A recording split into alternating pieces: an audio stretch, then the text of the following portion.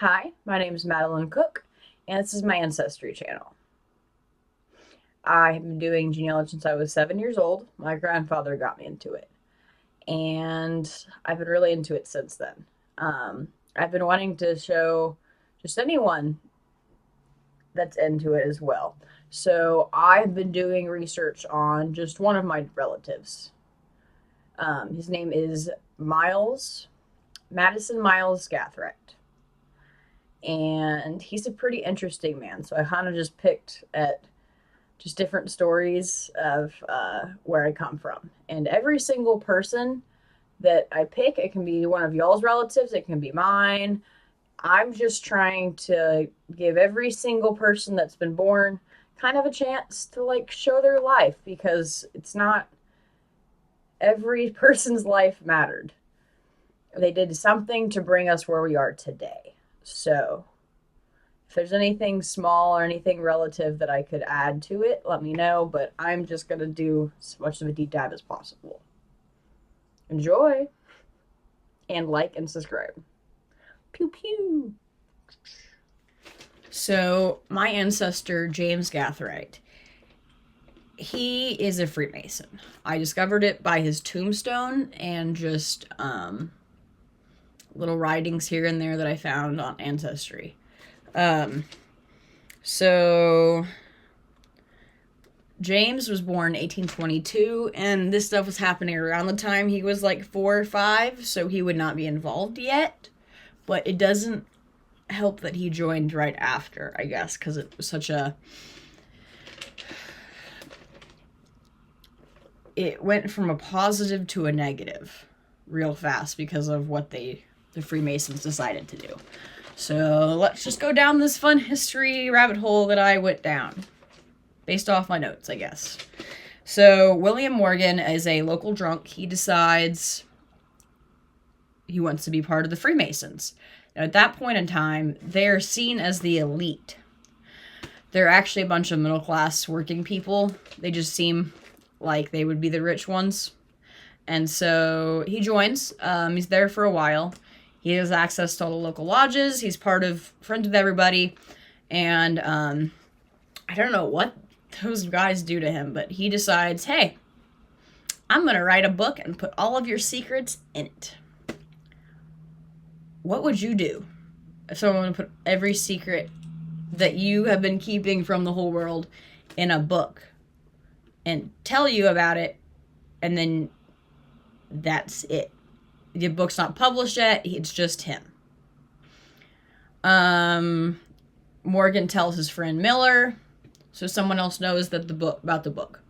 The Freemasons decide to make those two guys, public enemy number 1 in the city, or wherever they're in. Basically, it's like, hey,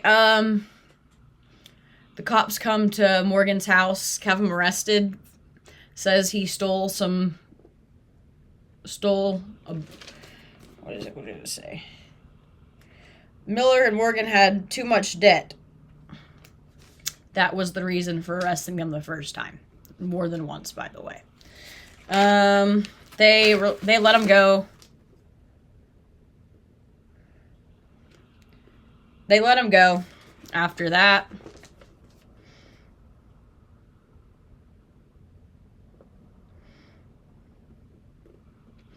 I don't know the why. They just let him go, right? Maybe they realize it's a better idea. And then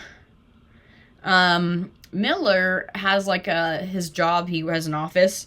2 days later, the two drunk Freemasons decide, hey, I'm just gonna burn his building down. It's a small fire. So they get taken to jail. His building gets burned on fire. Doesn't have a job, basically.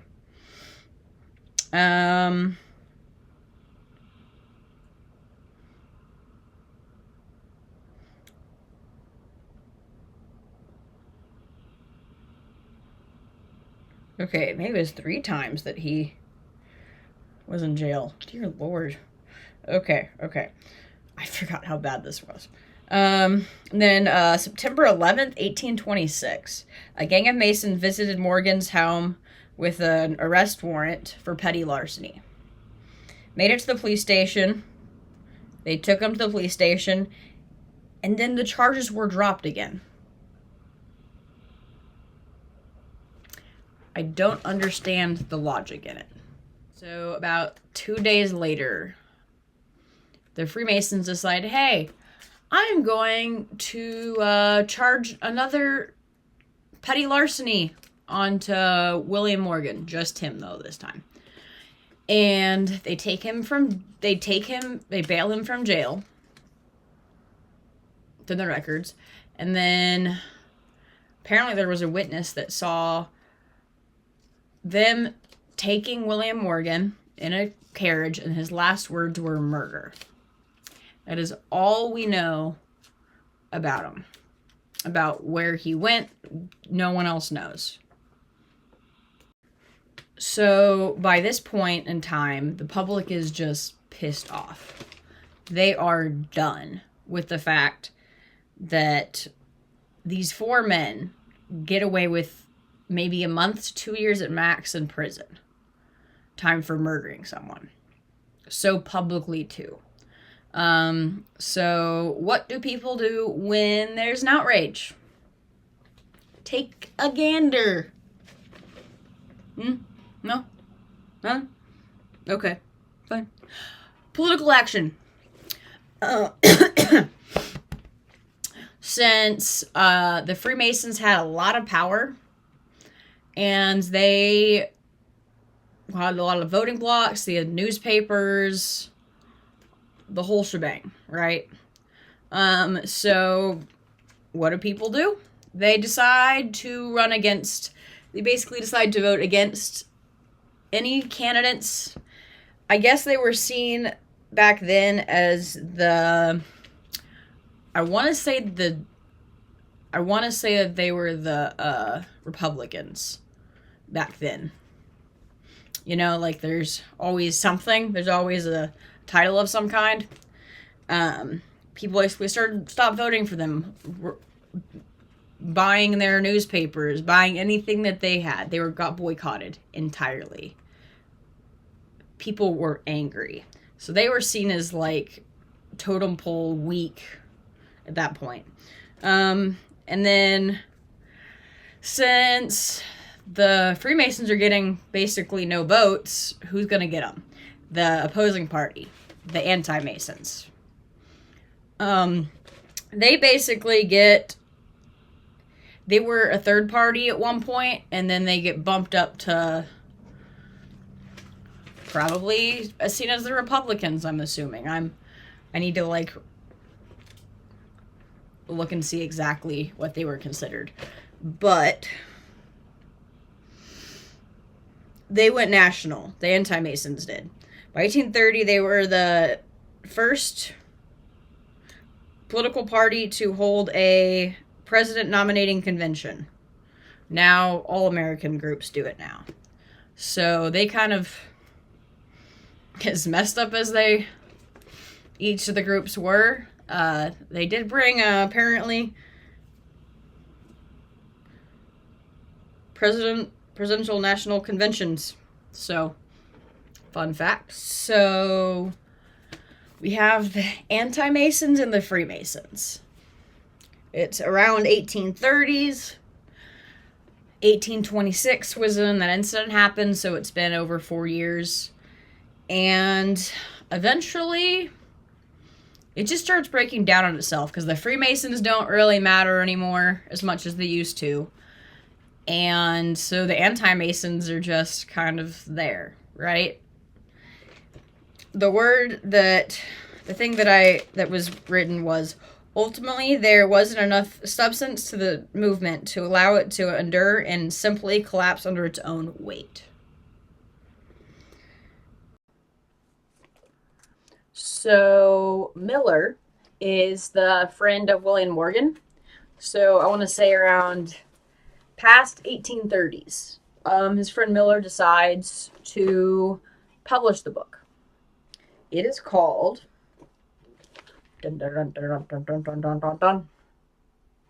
Illustrations of Masonry. I will put a picture of what it looks like if y'all are interested in reading it. I'm gonna probably read it at some point too. But because William Morgan never got to publish it, and his friend did, he put in the intro, it's a pretty big thing, absence of the author, who was kidnapped and carried away from the village of Batava on the 11th day of September 1826 by a number of Freemasons. Yeah, I don't know where he went. Still don't. 2024, we still don't know. It's okay. But, and from that point on, really, the Freemasons were kind of seen as not much. They're, at this point now, they're limited to men and a place for people to meet for business, social gatherings, networking, and charities. So it's not a bad thing now as it was back in the 1800s, but it's still very interesting. So I just kind of got curious where they really thought the Freemasons began, because there's so many different theories, different ideas. But here's some basic information. The Freemasons basically started in England, it seems. This is one of the theories. Started in England and became popular for leading the colonials at that time. There's the first American lodge, because there was one in England, one in America, was opened in Boston in 1733, Boston, Massachusetts. The Masonic brothers vowed to support each other. So basically, they just dudes needing some bro time. That's what I'm seeing. It basically embodied liberty, autonomy, and God, who left everyone alone. So anyone they really liked, basically. Like, oh yeah. And then, so that's kind of where it began a little bit. And then when 1826 happened with William Morgan, backlash came. Obviously, I've told you a little bit about that and some of the, like 10 minutes ago. Then the anti-Masons were next. John Brown railed the pro-slavery Masons. So there was some Masons that were for slavery. Had a surprise from the 1830s? Not really. By 1830, the anti-Masons were the only one that existed. They basically just got ran out. The Freemasons, politically at least.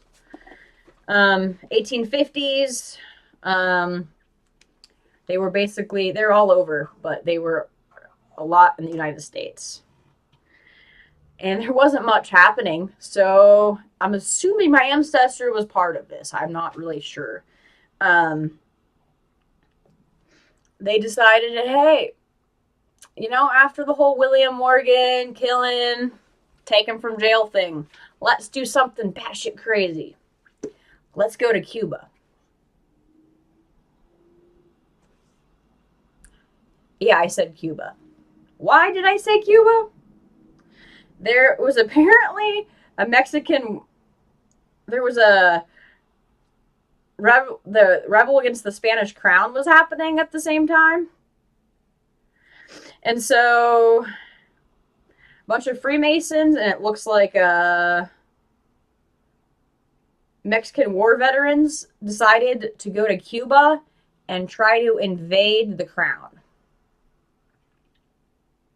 Obviously, it didn't work.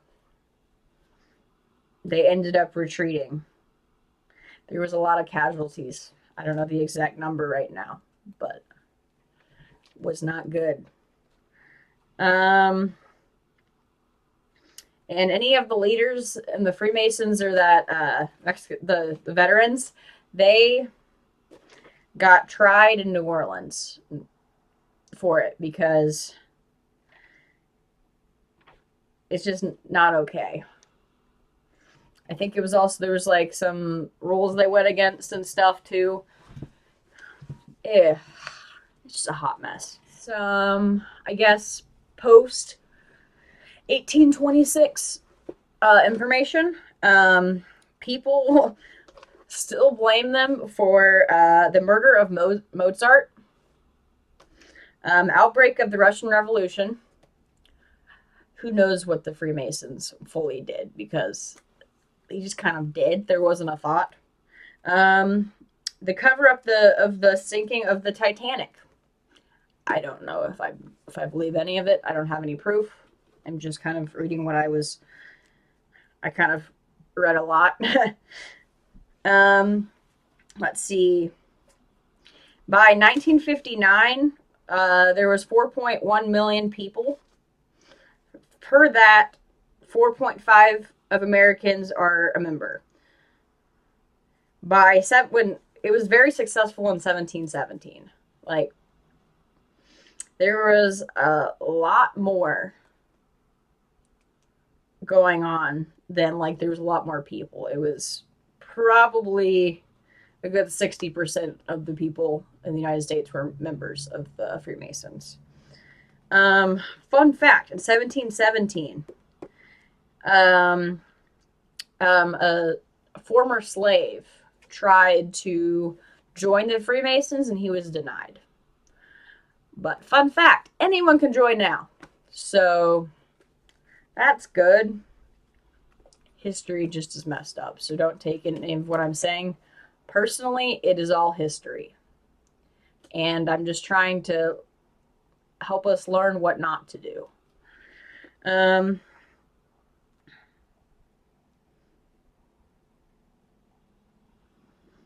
Let's see, where was I? Now it's seen as building better men, learning secrets, and keeping them. That's what they, I guess, want to be seen as. I don't know how any of this is good for them. Freemasons are banned in China, everywhere in Muslim world except Lebanon and Morocco. So that is the tiny fun facts.